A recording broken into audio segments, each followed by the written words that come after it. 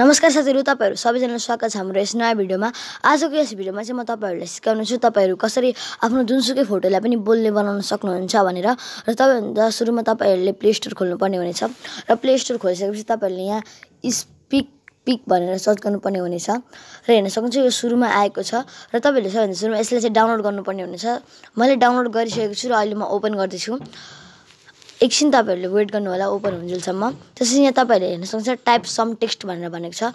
यहाँ चाहिँ म अहिले कपी पेस्ट गर्छु र हेर्न सक्नुहुन्छ यतापट्टि लेखेर आइसकेको छ र तपाईहरुले यता तल एड फेस भनेर हेर्न सक्नुहुन्छ। तपाईहरुले एड फेसमा थिच्नु होला।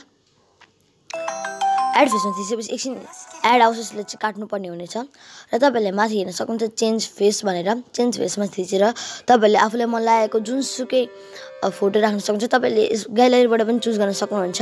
अहिले चाहिँ म जिजस क्राइस्टको फोटो हाल्दैछु र एकछिन तपाईहरुले वेट गरिसक्नुपर्ने हुनेछ। त्यसपछि यहाँ तपाईहरुले तल स्पिकको बटन देख्नुहुन्छ। तपाईहरुले स्पिकमा थिच्नुपर्छ यसलाई बोल्ने बनाउनलाई।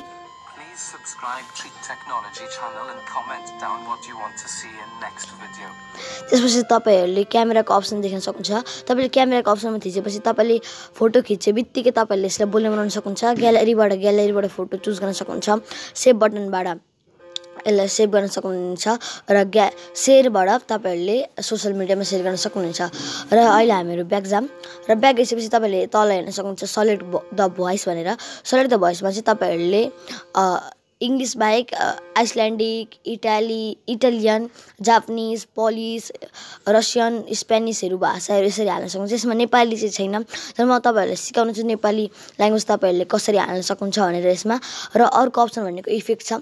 इफेक्टमा चाहिँ तपाईहरुले हिलियम, जायन्ट, रोबोट, केभ, मोन्स्टरहरु एक्सेट्राहरुको तपाईहरुले भोइस हाल्न सक्नुहुन्छ। र तपाईहरुले नेपाली ल्याङ्ग्वेज चाहिँ हाल्न नत्र अरु कुनै ल्याङ्ग्वेज हाल्न माथि तपाईले हेर्न सक्नुहुन्छ र तपाईले माथि रहेको अप्सनमा क्लिक गर्नुपर्ने हुनेछ र तपाईहरुले यहाँ आफ्नो मर्जीले रेकर्ड गर्न सक्नुहुन्छ। तपाईलाई जुन ल्याङ्ग्वेज मन लाग्छ आफुले जे भन्नुहुन्छ त्यही। अनि तपाईहरुले त्यसैगरी एड फेसमा गएर जुन पनि फोटोमा तपाईहरुले जुनसुकै फोटोलाई पनि बोल्ने बनाउन सक्नुहुन्छ र त्यसलाई पनि सेभ गर्न सक्नुहुन्छ। Thank you for watching.